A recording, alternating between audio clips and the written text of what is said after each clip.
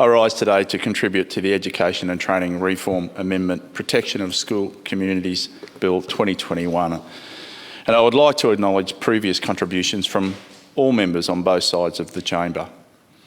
But I'm disappointed that we are even debating this legislation and introducing it. It just shows how our society has changed. This bill establishes a new school community safety order scheme that will apply to all Victorian state schools.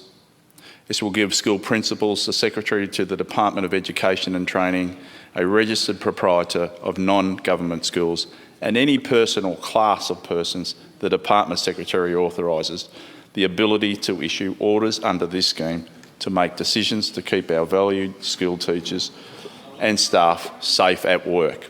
It is paramount to keep people safe at work.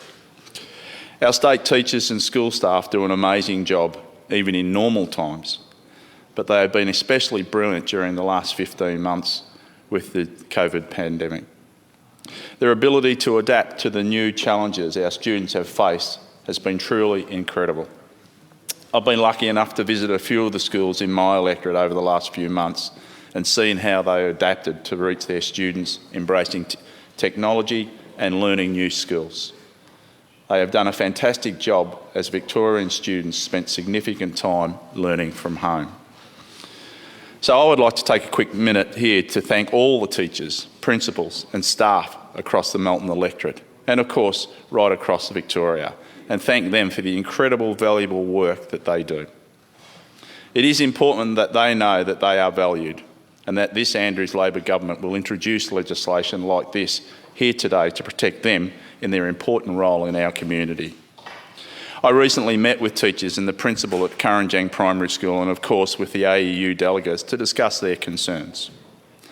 When our teachers and school staff are supported in their role and protected from inappropriate behaviour, those teachers aren't just the beneficiaries. Safer schools also result in better outcomes for students. Higher morale has a positive effect on performance outcomes and help build a more resilient community.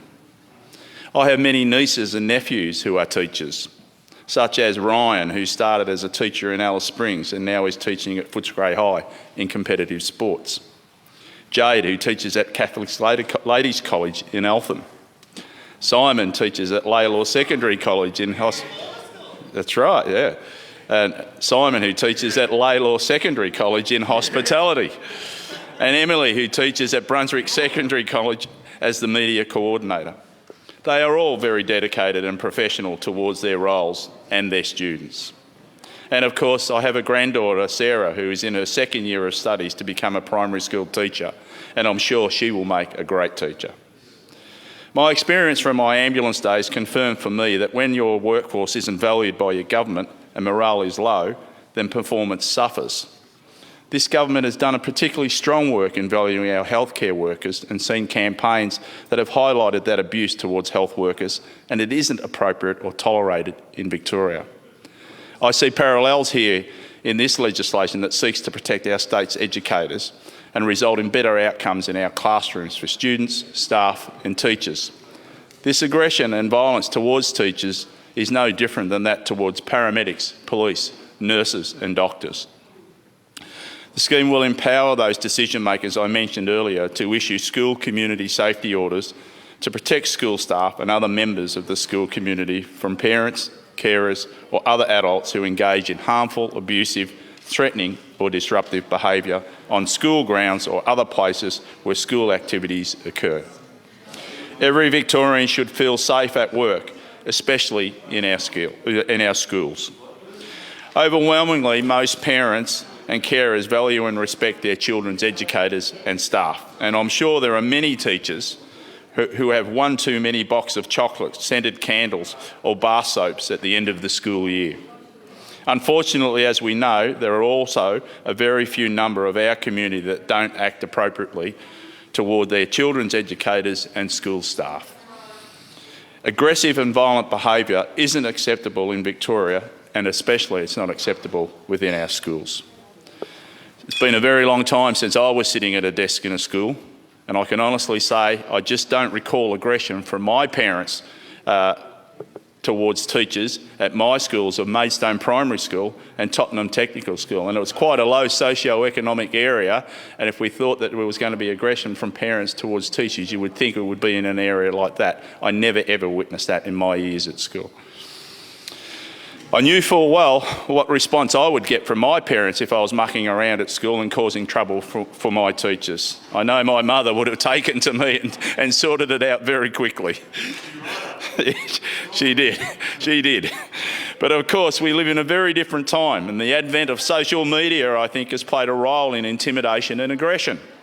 I think every member in this House can recall a keyboard warrior jumping on our Facebook or Twitter accounts, intimidating and showing aggression. There seems to be a sense of invincibility and untouchability when bullies hide behind a computer screen or type furiously away at their smartphones. This impact has resulted in a modern-day problem for us, our students, and our teachers and school staff. We have seen devastating impacts on our young people, our teachers. Our teachers also are all too often subject to this cowardly aggression. We know that words can damage and hurt. They can impact our lives. Reports of prolonged online bullying have been seen in our schools and community, and our legislation must be modernised to protect unfair online aggression in our schools, whether it's students or staff.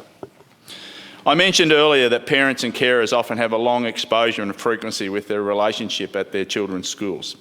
This is, of course, happening when siblings attend the same school. So in some ways, this long exposure family's life. I must send a shout out to one of my great teachers, Harold Dorner. He was not only a great teacher, but he has become a great mate over the last 50 years, and we still have a lasting friendship. He always put in extra time for his students. He supported them with everything that they did. His family and my family have grown up together, and we have celebrated many special events. This bill confers powers on authorised persons to issue a school community safety order to prohibit an adult person who is not a staff member or student of the school from entering, remaining on, or being within a range of up to 25 metres of the school premises, or being at any place where there is a school activity taking place. It prevents approaching, telephoning, sending a message to, or otherwise contacting the staff member or causing a third person to engage in this conduct. Using or communicating on a communication platform or channel that is owned or controlled by or established in relation to the school. Continuing to engage in the behaviour which resulted in the order being issued or any other prescribed conduct. The bill provides that an authorised person may issue a school community safety order if they are satisfied that there are reasonable grounds to believe the person poses an unacceptable risk of harm to a member of the school community. Also, whether they pose an unacceptable risk of significant disruption to the operation of the school and the order is necessary to lessen or prevent the disruption from occurring.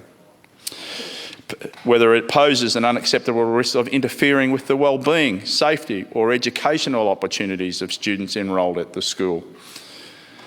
Whether it has behaved in a disorderly, offensive, abusive, intimidating and threatening manner to a member of the school community at a school or at a place where school-related activities are taking place. And also whether they have engaged in vexatious communications relating to a staff member and, for example, a parent who sends an unreasonable volume of correspondence to a school about a single complaint. In certain limited circumstances, an immediate school community safety order may be issued to prevent an adult person who is not a staff member or student of the school from entering, remaining or being within a range of up to 25 metres of the school premises. Those limited grounds are where the person poses an unacceptable risk. Harm to a person on school premises or any place where there is school activity taking place. These provisions set up a reasonable and logical process to help protect staff and teachers. There is also provisions available to enable authorised persons to make a quick and temporary decision to protect their school community. And an immediate school community safety order can only be in place for a maximum of 14 days. One of the features of this bill also allows authorised persons who are not the school principal to decide to make these decisions. This allows our school principals, when appropriate, to maintain communications with families to help resolve valid concerns in more appropriate ways. I commend this bill to the House.